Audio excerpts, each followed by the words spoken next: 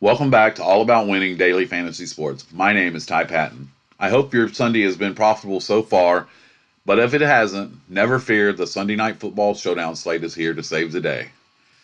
This game is anticipated to be a really good matchup between the NFC leading Dallas Cowboys with a record of 5-3 versus the NFC North second place team, Minnesota Vikings, who come in with a record of 6-3. Both teams are in the hunt for their respective division crowns. Dallas has been installed as a 3-point home favorite with an over-under of 47.5 points. Before we unpack this game, let's look at the numbers that are fantasy relevant to the showdown slates. Including this past Thursday night football showdown between the Chargers and the Raiders, there have been 62 showdown contests. These 62 showdown contests have an average winning score of 133.52. The captain spot has an average winning score of 43.55 points. With the captain representing roughly one-third of your total score, this is why I focus a lot of attention to the captain's position. These are the captain relevant numbers through the 62 showdown contests. The underdog running back has been in the captain spot more than any other position 14 times for 23%. The favorite quarterback has been in the winning lineup for the captain spot 11 times for 18%. The favorite wide receiver has been in the captain spot for the winning lineup 9 times for 15%, and the favorite running back has been in the winning captain spot 9 times for 15%. The underdog wide receiver has been in the winning lineup captain spot 7 times for 11%. The favorite defensive special teams has been in the winning lineup in the captain spot 5 times for 8%. The underdog quarterback has been in the winning lineup on the captain spot 3 times for 5%. The underdog kicker has been in the winning lineup in the captain spot twice for 3%. The underdog tight end has been in the winning lineup captain spot 1 time for 2%, and the favorite tight end has been in the winning lineup's captain spot 1 time for 2%. Now, I broke these down and as by combining the positions. Running backs overall have been in the captain spot in the winning lineup 23 times for 37%. Wide receivers have combined for 16 times in the winning lineup's captain spot for 26%, and quarterbacks have combined 14 times in the winning captain spot for 23%. The win-loss for these captain's positions are as follows, meaning if they're in the captain spot, are they winning the game or losing the game?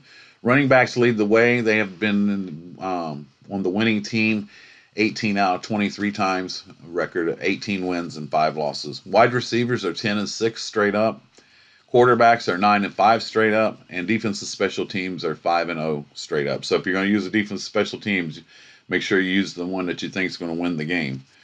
What does this mean in relationship to tonight's game?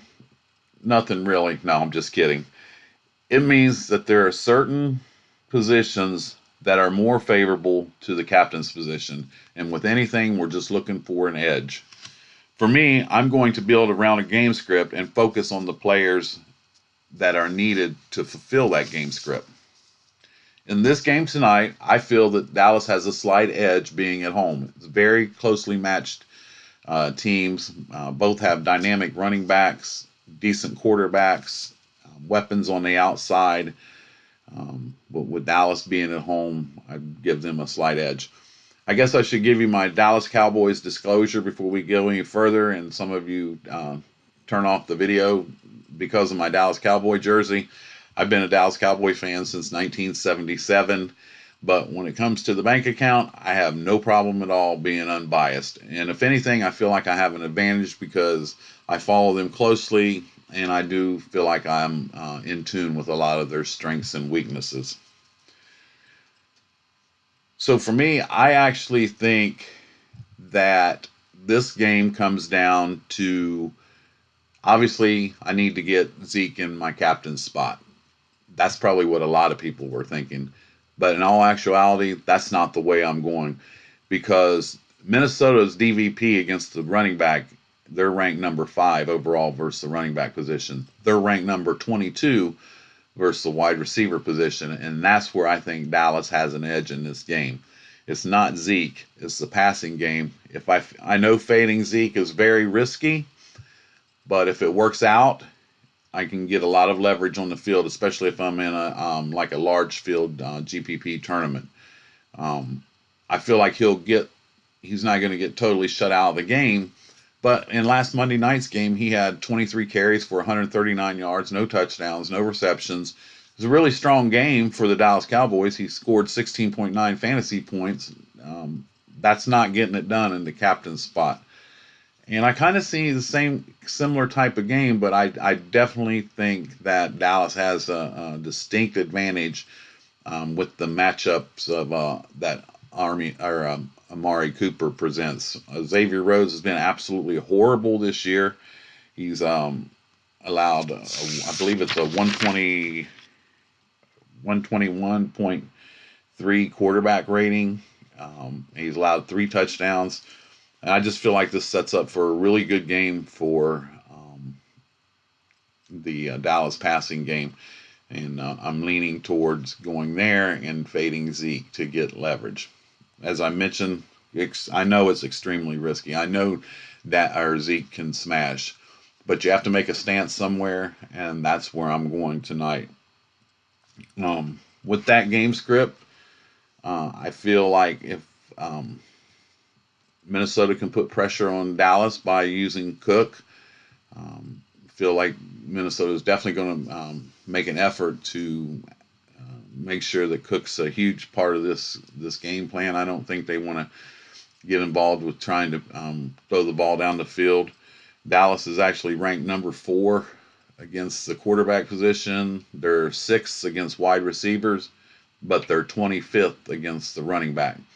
So Dallas is not as good versus the running back. Minnesota is not as good versus the wide receivers, and that's how I'm going to build my lineup. So I'm going to play a couple lineups. I don't do MME the 150 lineups. I would if I could, because it just makes sense and gives you an opportunity to explore all kinds of different avenues to attack games.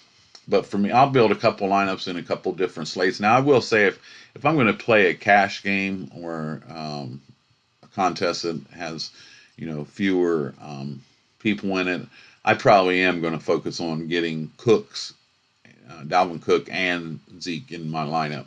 But for this lineup, I'm going to put this one in a large GPP tournament and try to gain leverage by fading Ezekiel Elliott.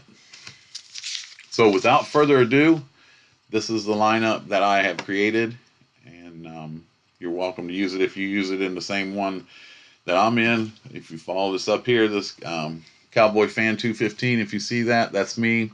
If you use it, I guess we'll just be splitting. So put your own twist to it. This is just the way that I'm leaning in the game script I'm going with. I'm going with Amari Cooper in the captain's spot. It does save me some. Dalvin Cook 17,400 in the captain spot. Zeke is 16,200, and Cooper some saving a couple thousand off of the running backs. Now, if I use the wide receiver in the captain spot, I always put their quarterback in a flex spot, because the only way they're going to go off is if that quarterback throws them the ball. I mean, they can obviously run a reverse or two, but that's one at the most twice a game, and that's not going to give you the points you need in a captain's position.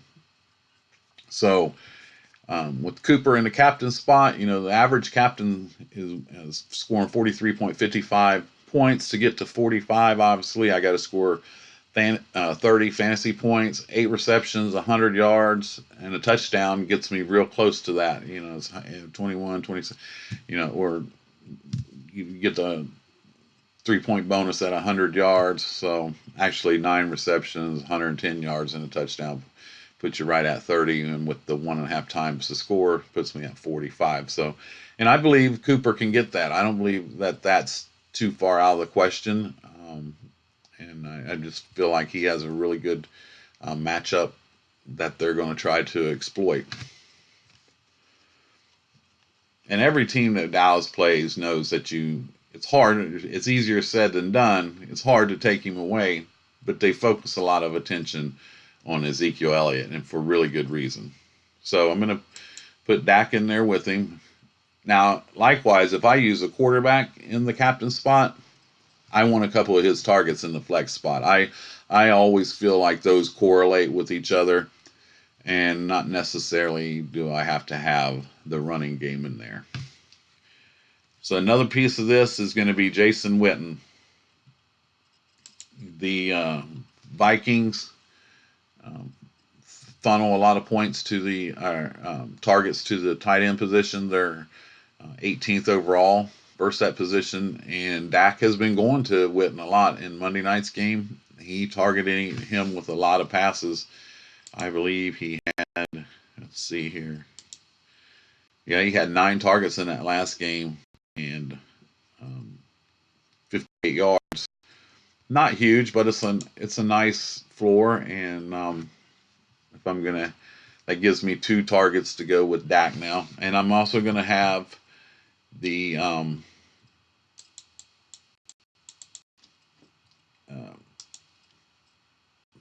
Cowboys kicker Maher.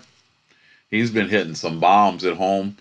He's 4,000. That allows me to free up some salary for some other positions, and I have a lot of the Dallas scoring available here. Now, with me, I only like to use one of the 4 between the 2 field goal kickers and the 2 defense special teams. That's just my preference.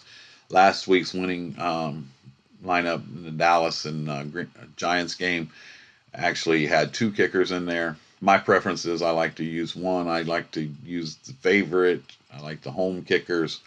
So obviously I like Maher tonight, and I have a lot of the Dallas scoring taken care of, as long as Zeke doesn't punch it in 2 or 3 times. And another thing with Prescott, he's actually vultured some touchdowns away from Elliott when they get down there. He doesn't mind faking it to Elliott and rolling around and running it in. So I really like that core of Cowboys that I have right there. And I'm going to bring it back with the biggest piece to Minnesota that I feel in this game. Dallas is ranked number 25 versus the running back position. So that's their Achilles heel. And I feel like Minnesota's going to try to exploit that. So I want, that's the biggest piece of Minnesota that I'm going to have in my lineup. And I want a small piece of their passing game in case they do get behind. Dallas puts a lot of pressure on them, puts some touchdowns on the board through the air. Have the field goal kicker in there as well for Dallas.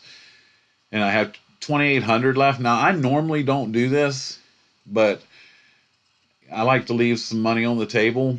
I actually seen something where the average winning lineup through the 62 Showdown contest is leaving just a little bit over $1,000 on the table. And I normally don't spend it all because it makes me feel like that lineup might be kind of chalky. But in this situation, I do like Treadwell with Thielen out. Cowboys are obviously going to focus a lot of attention on Diggs.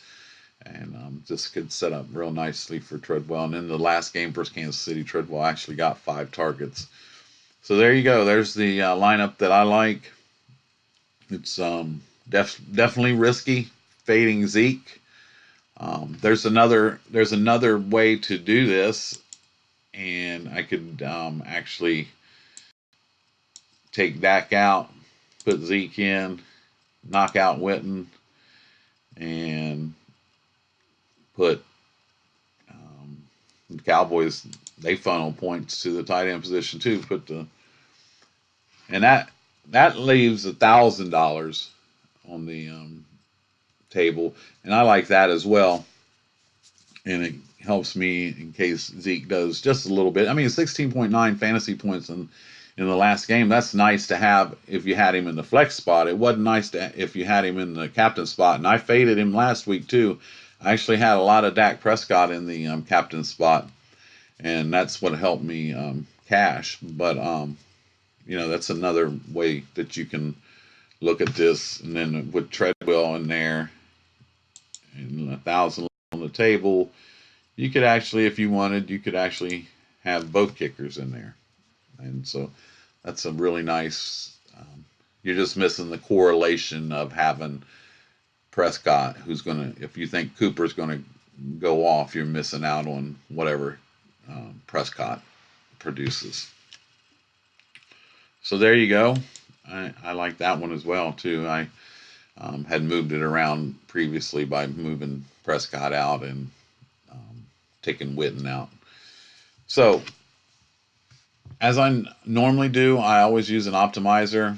And what I do is I take the players that I'm interested in, whether I'm building lineups for the main slate or Showdown. I take the players that I'm interested in, put them in an optimizer, just so I can see how. I set it for 150, just so I can see the different randomizations of the players that I have, and I want to see how many of those it generate. A lot of times I don't get 150. I might get 81 or 79, which is really interesting. If that group of players goes off, that means that group of players provided the winning lineup. Now, I set a couple rules to it, like I was mentioning earlier. If the captain falls in the if the quarterback falls in the captain spot, automatically has to have 2 targets with him. Running back in the captain spot, I don't normally like to have another running back from the same team. In blowout wins for Minnesota, Madison's actually been getting some carries. He actually spells Cook. Cook only gets about 60, I think it was 62% of the snaps. And Madison definitely gets 6-7 carries a game, and they've used him down on the goal line as well. But I'd go ahead and I run an optimizer, and I only put those few restrictions on it.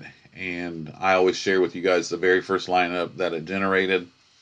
This looks like a pretty chalky lineup that it generated, but I'll show you anyhow. It makes sense. It fits together, and I understand the game script and the build and the correlations that it has. So it has Zeke in the captain spot, and Zeke is, he's 1,200 less than Cook, so they're thinking that Cook's going to be the highest scoring player in tonight's game. It has Zeke. It has the Cowboys defense.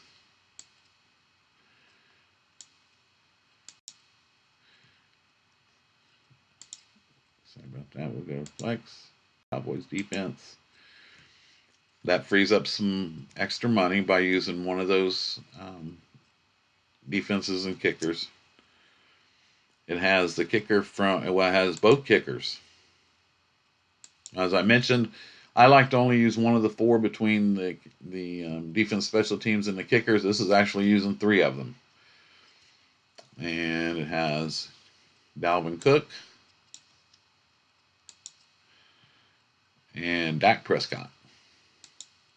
Left $400 on the table. If this lineup wins, I could see hundreds, if not even thousands of people in a large GPP splitting, because Zeke's going to be really popular. It makes sense if Zeke's going off. They're not having to throw the ball that much. Cowboys defense might have generated a turnover or 2.